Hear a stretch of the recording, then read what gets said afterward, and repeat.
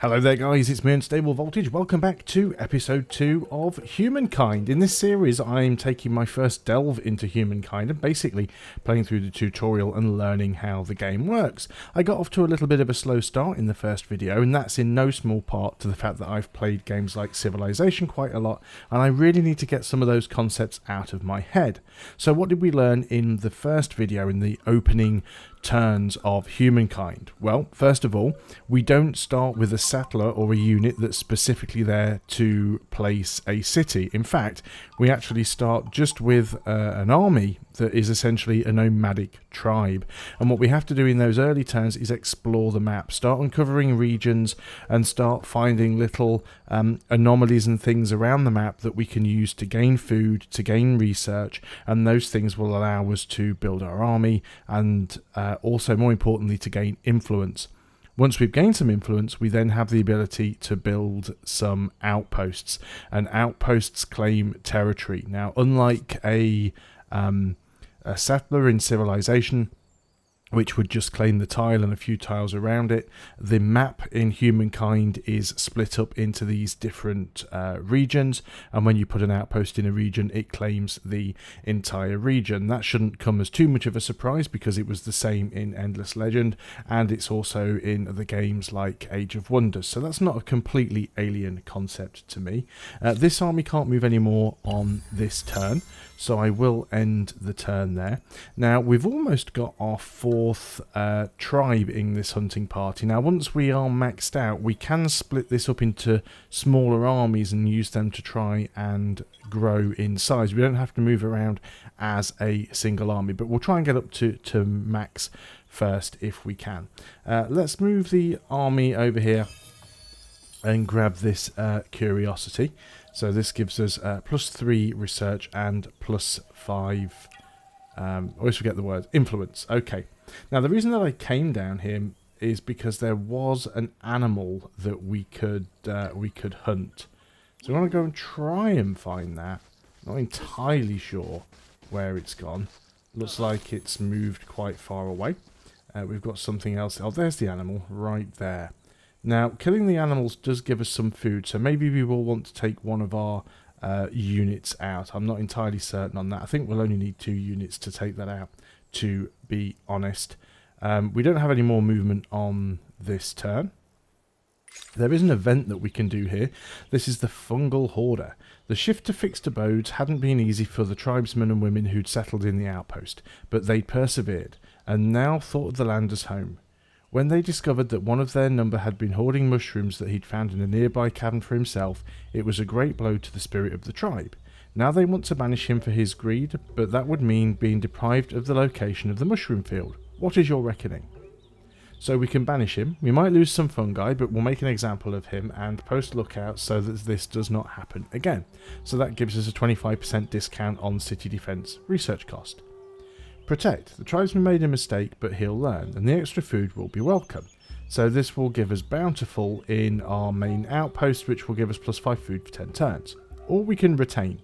The man will leave the settlement, but he will remain of the tribe. His days will be dedicated to learning more about the strange species. I think that one might be useful. Gain some extra science. Let's go for that option.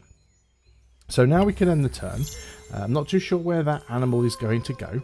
We've earned an era star. The growth star has been earned. Cultural milestone. You have unlocked a Neolithic era star, allowing you to move to the ancient era and choose your first culture. This will provide you with bonuses and unlock new gameplay possibilities. Press the Empire button in the Empire banner at any time to access the culture selection screen. Understood. So before we go ahead and do that, can we fight that animal or has it buggered off? No, there's a couple down here actually. Let's go and just grab this quickly, because that is food. So now what we have ourselves here is potentially 2 armies. So we could select 2 of these guys and split them up. Now we've got 2 armies of 2, and they now both have room to grow. So this is a good way for us to start trying to build our armies up. Let's start getting you guys down here, because we want to go down and maybe attack those animals. Enter a new era. You've earned 1 era star and may now choose a new culture for the next era. Evolve your civilization with a new culture to the next era. So What stars did we get? We've only got the 1 star, I think. Hunts a total of 5 animals. We could get some more stars here. We don't have to go straight into getting the next one. Although once a culture has been chosen, that culture becomes locked and nobody else can choose it. So to a certain degree, it's not something that you want to delay for too long. So we are going to go to the next term. We'll see if we can do some of this stuff here, because I think that will be good for us. We probably won't be able to kill enough animals, but we'll see what we can do. So this army here is going to move into this tile. There's another curiosity.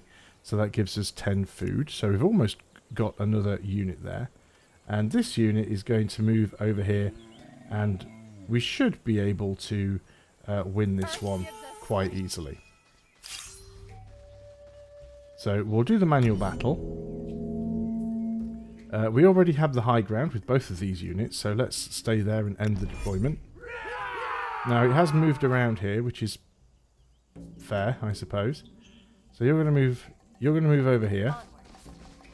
You're going to move over here, and we should be able to attack with both of them. We don't have a high ground bonus, but at least neither of us are on the low ground. Yeah, it's already on half health, so we'll end the round. It's going to attack us, as expected. But then we should be able to easily finish it off. Together. There we go. Excellent. So now we've got 2 animals down. We would need to get 5. But that worked for us. Now the other good thing with that as well is it gives us new food. It's still telling us that we can do this whenever we want. So we didn't lose anything there. That is fine. So I want to go and grab that as well.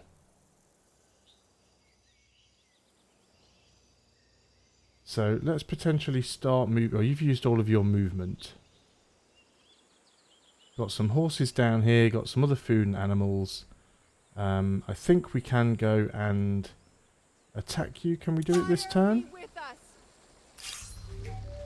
We can. There isn't really any high ground here, so there probably isn't a lot of point doing anything else. That seems like it'll be fine. Now he's moved over here. I get to go first on this one.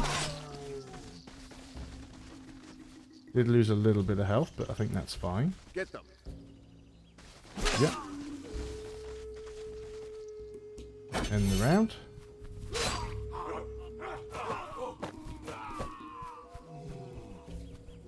I probably shouldn't be trying to min-max at this point really though, and should just concentrate on following through the tutorial, so maybe I don't try and get those extra stars. We'd need 2 more animal kills or 2 more research in order to do that. And there is some food around, but no more research apparently. There's a mountain that we've found.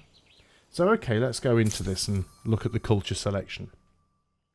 So historically, empires have grown from both their idiosyncrasies and the diversity of cultures they have encompassed or come into contact with.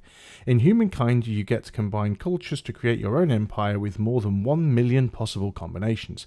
Here are the cultures you can choose from for the ancient era. Take some time to browse through them at your own pace and select one for more information. So we've got this culture details. This icon represents the culture's affinity. There are 7 affinities in the game. Don't recognise that word. Aesthete, agrarian, which is like farmers, builders, expansionist, merchants, militarist, and scientist. We will look at the culture details more closely on the confirmation screen. Take your time to familiarise yourself with this first set of cultures. So we've got the Assyrians. They are an expansionist culture. Gameplay orientation focused on empire expansion, not necessarily through war. Expansionist empires receive more... what's this? It's fame. Expansionist empires receive more fame. It actually says right there on the tooltip. When earning expansionist era stars. Affinity action under one banner can forcibly annex territories occupied by other empires' outposts and administrative centres. Can always trespass. Well, that could be quite useful. There's the Babylonians. The Babylonians are science-focused. Gameplay orientation focused on science and research. Scientist empires receive more fame when earning scientist era stars. Can set cities into collective minds mode, and all industry and money are converted into science, and the mode lasts at least 5 turns. And they get 1 era available to research. Then there's the Egyptians. The Egyptians are the builders. They receive additional fame when earning builder era stars. They can set their cities into land raiser mode, converting all money and science into industry. And the mode lasts for 5 turns, or at least 5 turns. Gains 10 stability with completing a district's construction. Then we have the Hittites. The Hittites are militarists and receive more fame when earning militarist era stars. They can periodically call upon patriots to take up arms in defence of the motherland. And they get 30 war support equilibrium value on relations. Don't really know what that means yet, but I'm sure we'll find out. Then we have the Nubians, who are merchants. They can use influence to marshal venture capital towards resource deposits, either creating an extractor or generating money. So as far as I remember, extractors are what they used to call the upgrades that allowed you to basically extract a resource from the map. So kind of like in Civilization, you would build a mine to extract copper. In this, you would build an extractor to extract copper. It's just what they basically call a resource gathering tile. And I'm going on that by memory because I think that's what they called them in Endless Legend. Their affinity bonus allows empires to pay you rather than the original owner for access to resources that you have bought. This is possible regardless of their diplomatic relations with the original owner of the resource. Interesting. There's quite a few options here. The Olmecs. The Olmecs are the aesthete, focused on influence or diplomacy. They can spend money promoting patriotic works of art in specific territories, pushing back foreign spheres of influence and generating influence themselves. Ideological proximity is always maxed out. Then we've got the Phoenicians. They are merchants, can use influence to marshal, so it's the same bonus as the other merchant one, so I think they're always going to be the same. We have the Zhu. Yeah, so a lot of them are similar, but they have different mixes, and we've got the... Is that one locked? These taken by unknown, so we've got the Mycenaeans and the Harappans, who have already been claimed by somebody else. So one's militarist and one's agrarian. I think expansionist might be useful for us at this point. Just try and gain some space. Or possibly the builders. The Egyptians could be interesting. Let's go for the Egyptians. I've always liked Egypt. Culture details. This is the culture's legacy trait, a gameplay modifier that will remain active until the very end of the game. Each culture has a different trait, and traits will add up as you progress through the eras and combine more cultures. So we get +1 industry on tiles producing industry and minus 10% on district industry cost. So our districts will always be cheaper and will always get an extra industry on any tile that already produces industry. Okay, understood. Finally, our emblematic quarter and emblematic unit, both of which can only be built by this culture. Bear in mind that both might require a given technology or a particular resource to be built. So there's the Egyptian pyramid that gives 1 influence, 3 industry, minus 10 stability, 3 industry per adjacent industry markers in the maker's quarter, and 1 worker slot in the city or outpost that counts as the maker's quarter. And then we have this unit here, the Markabata, which is a lightweight chariot. We need to research the wheel for that one. Doesn't look like we need to research anything for the Egyptian pyramid.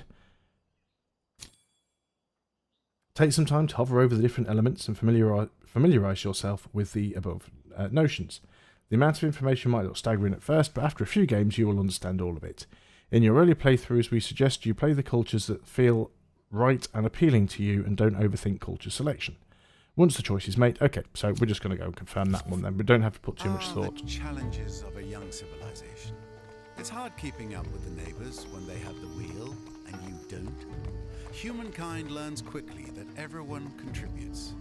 If you're terrified of wild animals, you can grow lentils or catch fish. Tribes settle towns. Towns develop markets, and markets begin the exchange of goods, services, and most important, rumors and hearsay. Entering this era as the Egyptians, then? No prizes for guessing how you plan to leave your mark. So now we also get a little bit of an update to how we look. So as I said before, it is possible to just stay in the previous era and just try and earn more stars in the Neolithic era, but the longer you take, the more chance there is that other civilizations will beat you to some of those cultures. So we are a builder. So we want stars here. Not telling us how we need to get these stars. Guess we will figure that out. Maximize filter. Before placing your first city, let's study the terrain. Use this button to show you the grid. This grid shows you the natural resources of all discovered tiles. Tile resources can be food, industry, money, or science, collectively known as FIMS. You can play with or without the grid enabled as you see fit. In case it is needed, it will automatically appear. Information displayed in the grid can be very useful for organising your cities and maximising their production. It is also handy for determining where to find your next city. Now, try and place where there is a lot of food and industry. New era. Onward to a new era, a major step for you and your civilization. The rules for earning fame have changed now that you've left the Neolithic era. The empire with the most fame will win the game, so it's important to know how to earn it. You can enter the empire screen to see your current objectives. This is the Empire screen. Here you can review the progress, achievements and heritage of your empire. Most importantly, this is where you can track era star goals in detail. Please take some time to familiarise yourself with the Empire panel. Understanding it is the key to playing Humankind. So these are where we can get Empire stars. So owning 6 territories attached to any city, including the city's territory. Reach a total of 600 influence. Have 12 population and or units within your empire. And 550 money, obtain 4 technologies, and I guess these are all for the 1-star ones. So collect 7 stars by fulfilling goals related to each era. So there's an era goal.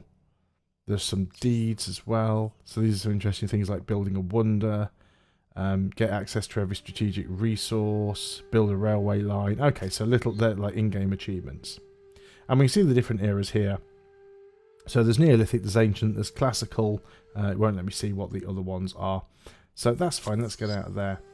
Era Stars and Fame. Era Stars are era-specific objectives that earn you fame. You need to obtain at least 7 Era Stars to unlock the option to progress to the next era. Okay, fine. We've got a Science button down here as well. We could work on one of these. No technology selected. So let's go and have a look at the technology screen. So at the moment we're not earning any science, so I don't think we can do any of these right now. Let's just leave that for a second. We need to concentrate on putting down our city, I think. That's ransacking. You can ransack animal sanctuaries and outposts and city districts. Select the ransack action in the army panel and then the tile you wish to ransack. Ransacking might take a few turns to complete, as indicated in the counter above the ransack tile. Understood. Okay, but what do we want to ransack? Let's grab you guys. So we don't have the option to build a city yet. We should be able to get you down to here. Follow me. Animal remains. Curiosity collected. Okay. What have we got here? This is horse's deposit. Can be extracted. Off we go. Just trying to have a look around and see what else we can find on the map. Follow me. Let's go. Not seeing any options to put a city down anywhere. What about our existing cities? Because these still exist. So we could relocate the outpost. Your first city. You are now ready to build your first city, the capital of your empire. Select the outpost you wish to grow into a city, then select Evolve City to Outpost in the city. Shouldn't that be Evolve Outpost to City? Evolve Outpost to City in the City and Outpost panel. Creating cities costs influence, but your capital comes free. So this one has 13 food and 8 industry. This one has 4 food and 15 industry. I think the one with the food, this one is better overall. So we should have an option somewhere. That's districts. Evolve, there we go. Evolve outpost into a city. So that tooltip was wrong because it said city into an outpost, but we'll click on that, and this now becomes a city. And then we should get the option to build some other stuff. So we can see we have 2 population, and we're working 1 on food and 1 on industry. So that's kind of similar to civilization. There are 2 territories under your empire sphere of influence. Empire stability is settled, 99%. So this is what collectivism and individualism, homeland and world, liberty and authority, tradition and progress. So I guess we kind of want to keep these in the middle for our ideologies as much as possible. Let's get rid of that for now. I don't think there's anything we need to specifically do there. So what do we need to do next? Do we need to build a building? We can build the pyramids. We might want to work on the pyramids as quick as can. 6 turns. So if we moved 1 over here, we would lose some food, but we gain some production. I think that's fine. So let's start working on that. Now we get to choose a tech. So let's open the technology tree. So domestication would give us animal barns. So it basically gives us more food on horses, food on farmers' quarters per adjacent farmers' quarters, and scout riders. I mean, it's only 2 turns, right? So I guess it would make sense to go for that. So let's go and work on that. So let's end the turn. I'm going to leave the grid on for now because I'm still learning what all the tiles do. So I guess it's useful to have all that detail on there.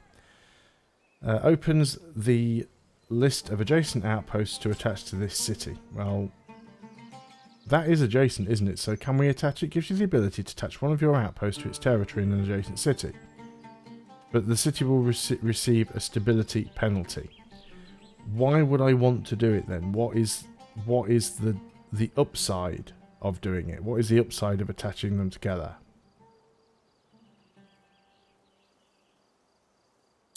Doesn't specifically say.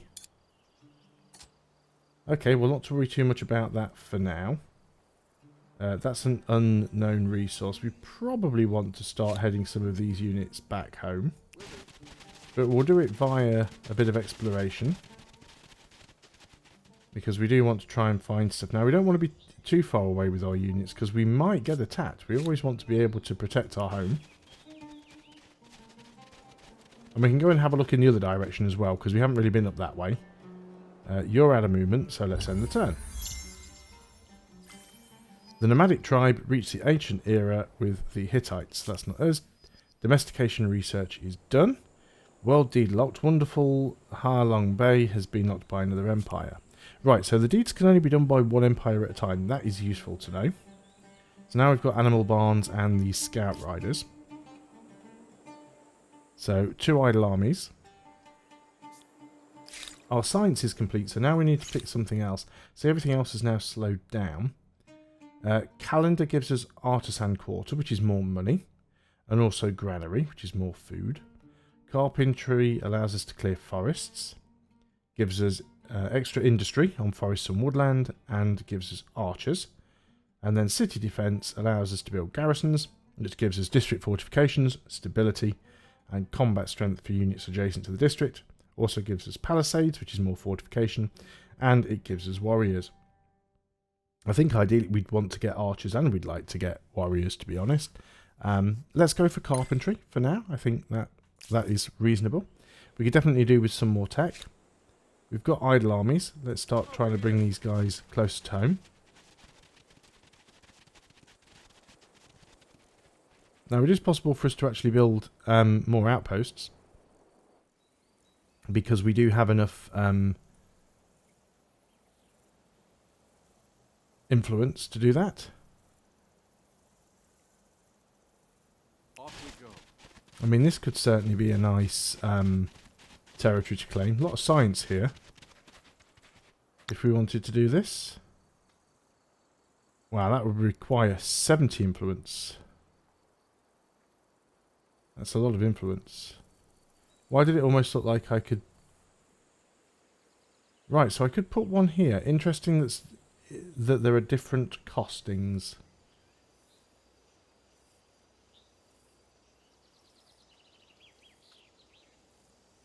Why is it specifically showing me this tile down here? And why is it showing me this one? Is this giving me advice of where would be good places to settle? Not entirely sure. We'll end the turn. Let's untick that for now.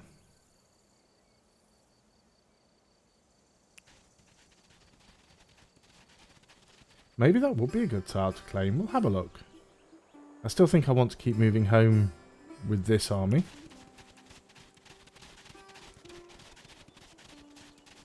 And have a little bit of a look to the north. Got some more movement there. Another culture chosen. So I'm guessing if I want to create more units, I've got to do it here. Yeah, so we can actually make units here. Now, scouts will cost us population. We need horses to get scout riders. One or several constructibles cannot be built as you don't have enough access to the required resources. Obtain more access by building new extractors or by trading those resources with other empires. So how do we get horses? Well, there are horses down here. So maybe that's where we want to go. Maybe you guys want to start heading off in this direction. We grab these horses. It's an adjacent district, so it kind of makes sense. So let's head down there.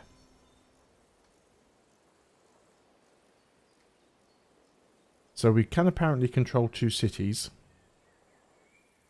How much would it cost us to turn this one into a city? 160. That is expensive. But we're talking about getting an outpost here, not a city.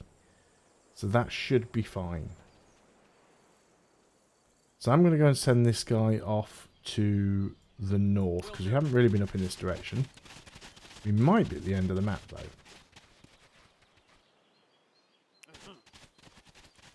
I was hoping we might find something exciting. There is copper over there. Looks like all we can do here is end the turn. Now, is this telling me something here is done? Yeah, we don't have any civics. That's just kind of locked at the moment, so there's nothing going on there. Zoom back in. Okay, let's get you guys over here. There's something we can explore. So we'll go and do that. You don't have any movement left. And you guys are going to work your way down here. Now, did it give a tile to pick for this one?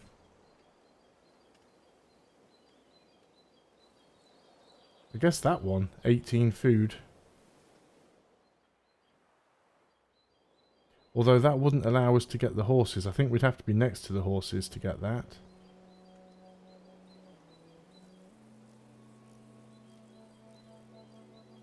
But that one is probably closer to it.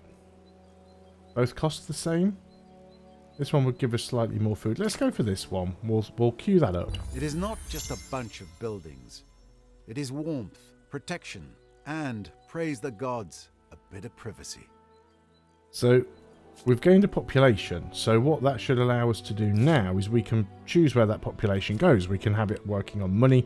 We can have it working on science. I think we probably want it working on science at the moment. When a city produces more food than is needed to feed its population, it is said to be in a growth state. When in a growth state, the surplus food in turn feeds population growth. The population growth meter displays your number of population in the city, its workplace limit, and how many turns it will take for a new population to be produced. The workplace limit of a city equals the number of FIMS production slots. So, we're not making enough food now.